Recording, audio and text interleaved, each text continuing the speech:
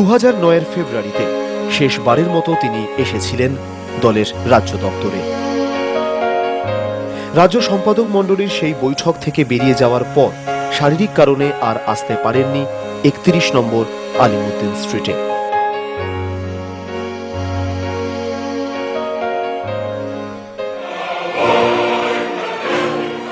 জানুয়ারি 2010 আবার জ্যোতি বসু এলেন সববাহী শকটে, সঙ্গী তার সহযোদ্ধারা, অর্ধনমিত রক্ত পতাকা।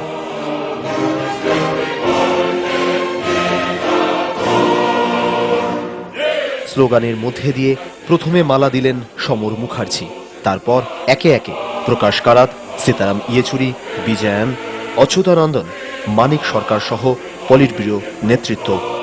মুষ্টিবদ্ধ ডান হাত উপরের দিকে তুলে প্রাক্তনকে লাল সেলাম জানালেন বর্তমান মুখ্যমন্ত্রী বুদ্ধদেব ভট্টাচার্য। এরপর একে একে শ্রদ্ধা জানান বাম নেতৃত্ব। জীবনের শেষ দিন পর্যন্ত যে লোকটি তাঁর ছায়া সঙ্গী হিসাবে ছিলেন, সেই জয়কৃষ্ণ ঘোষ আর সামলাতে পারলেন না নিজেকে। চোখের জলে দাদুকে শেষ বিদায় জানালেন কোয়েল রাও।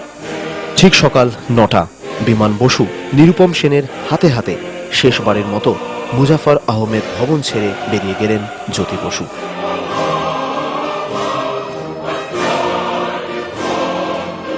শারীরিকভাবে আর কোনোদিনই তিনি আসতে পারবেন না, কিন্তু তার চিন্তা, নীতি প্রয়োগের দূরদর্শিতা থেকে যাবে আলিমুদ্দিন স্ট্রিটে।